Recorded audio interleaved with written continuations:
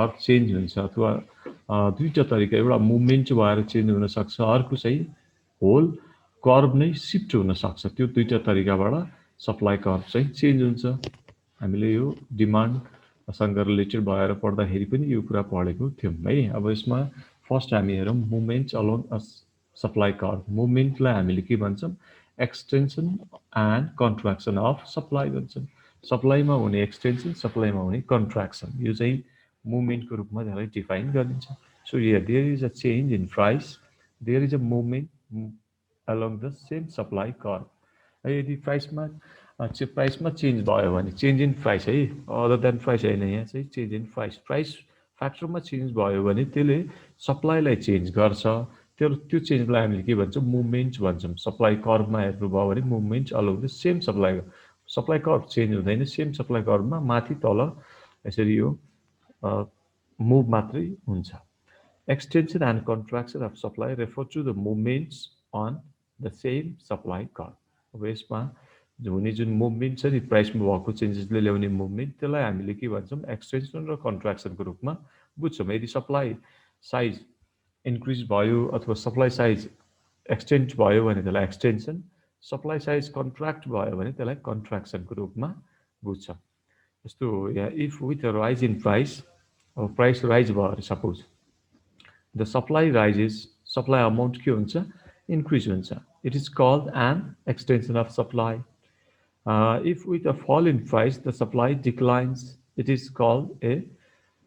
contraction of supply हैन price बढ्दाखेरि हुने supply जुन राइज हुन्छ त्यसलाई हामीले एक्सटेन्सनको रूपमा बुझ्छौं प्राइस घट्दाखेरि सप्लाई डिक्लाइन हुन्छ त्यसलाई हामीले के भन्छौं त कन्ट्र्याक्सन अफ सप्लाई भनेर बुझ्छौं सिम्पल अब यसलाई तपाईहरुले ग्राफमा पनि हेर्न सक्नुहुन्छ this movement along a supply curve can be illustrated in the following figure. Now here figure price and the quantity supply we measure on the x-axis and y-axis. Y-axis we measure price and x-axis we measure quantity supply. So you हाम्रो data अघि नैको जुन तपाईको hypothetical एउटा data राख्नुस् जस्तो ₹10 हुँदाखेरि quantity supply कति भएको छ त 5 भएको छ at ₹20 how much quantity supply here 10 at rupees 30 15 units of the commodity supplied in the market so here this ABC combination shows different level of quantity supply at different level of prices if we join these points we get a curve that is supply curve now here from point A to B and from point A to C there is a change in supply. So here in the figure, the movements from point A to B. Now first A to B. यहाँबाट A बाट B सम्म हेर्नुस् है त. A बाट B सम्म के भएको छ त on the same supply curve shows an extension of supply. है यो भनेको एक्सटेन्सनको रूपमा हुन्छ किनभने सप्लाई एक्सटेन्ड भयो नि पहिला हाम्रो सप्लाई कति थियो 10 युनिट्स थियो सप्लाई एक्सटेन्ड भएर 15 भयो सो A बाट B मा जानु भनेको यसलाई हामीले एक्सटेन्सन अफ सप्लाईको रूपमा बुझ्छौं. Similarly अथवा on the other hand from point A to C अब यसको ठ्याक्कै यता तलपट्टि हेरौं A to C यहाँ तलपट्टि shows the contraction of supply किनभने सप्लाई कन्ट्र्याक्ट भयो पहिला अलरेडी A पोइन्टमा हुँदाखेरि 10 युनिट बराबरको सप्लाई थियो र प्राइसमा भएको चेन्जेस अथवा प्राइसमा भएको रिडक्सनले गर्दा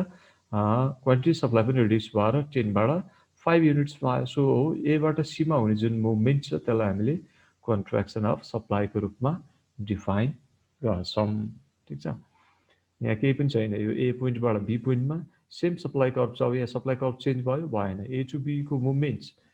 एक्सटेन्सन A to C को मुभमेन्ट कन्ट्र्याक्सन हो यो पनि एउटा हाइपोथेटिकल डेटा राखेर तपाईले ग्राफमा यसरी हामी देखाउन सक्छौं यो कुरालाई अब अर्को next shift in supply curve अब यसमा शिफ्ट हुनेलाई अब यहाँ इन्क्रिज र डिक्रिज को रूपमा डिफाइन गर्न सक्छौं सप्लाई इन्क्रिज हुने र सप्लाई डिक्रिज हुने अब यो के कारणले गर्दा हुन्छ त सप्लाई कर्भको शिफ्ट जस्तो movement along a supply curve is due to the price factor here a shift in supply curve or increase in decrease in supply due to what due to non-price factor or it is also known as other than price factor अब सप्लाईलाई change गर्ने determinants of supply भनेर हामीले त्यो list नै 8-10 वटा point नै पढेको थियौं त्यसमा भएको सप्लाईलाई एफेक्ट गर्ने फ्याक्टरमा एउटा प्राइस फ्याक्टर हो। त्यसलाई हामीले के भन्छौँ, मुभमेन्टको रूपमा डिफाइन गर्छौँ र नन प्राइस फ्याक्टरले गर्दा हुने चेन्जलाई हामीले के गर्छौँ त शिफ्टको रूपमा डिफाइन गर्छौँ। So here a shift in the supply curve occurs when the whole supply curve moves to the right or left. अब यहाँ चाहिँ हाम्रो सेम सप्लाई कर्वमा तलमाथि मुभ हुने होइन, अब यहाँ सप्लाई कर्व नै चेन्ज हुन्छ, सप्लाई कर्व नै शिफ्ट हुन्छ क्या, यो मुभ हुन्छ, supply curve whole supply curve नै मुभ भएर कि राइटतिर जान सक्ला, पोजिटिभ चेन्ज भयो, पोजिटिभली एफेक्ट गर्यो भने अदर फ्याक्टरहरूले, अब अदर फ्याक्टरहरूले यदि नेगेटिभली एफेक्ट गर्यो भने त्यो बेलामा लेफ्टतिर पनि डाउन साइजिङ अथवा चाहिँ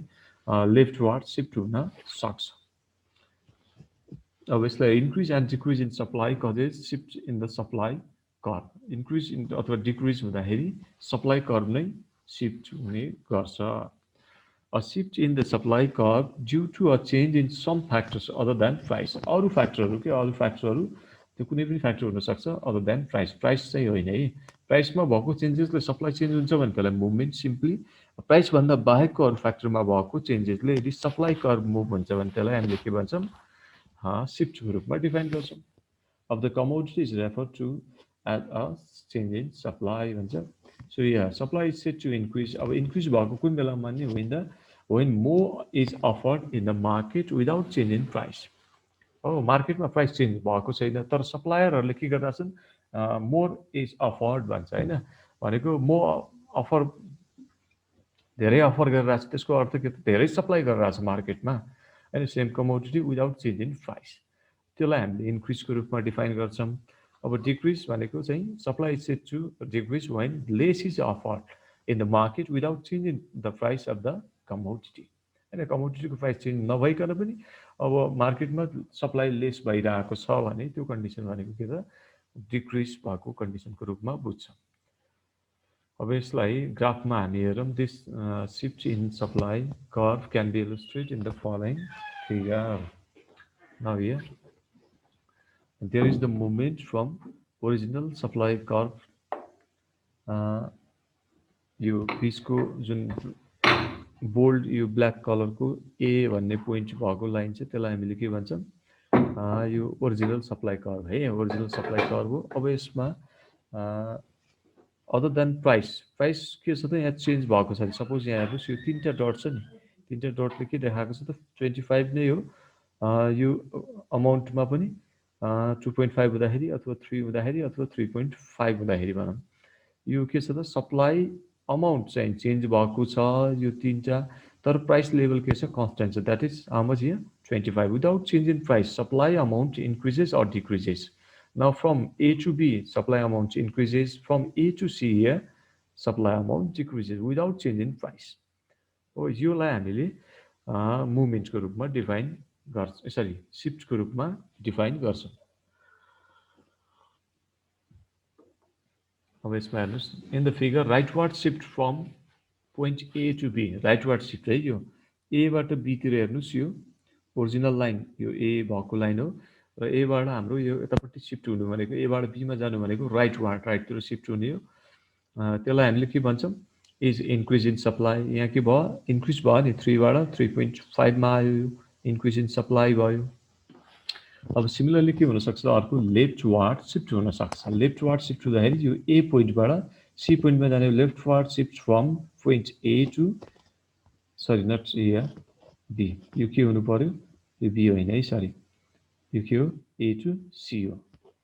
लेफ्टवार्ड shift from A to C. So यहाँ in the figure rightward shift from A to B is increase in supply and leftward shift from point A to C is decrease in supply। Simply भन्दाखेरि अब यो यहाँ चाहिँ without change in price है, यो चाहिँ हाम्रो मुभमेन्ट र शिफ्ट भयो।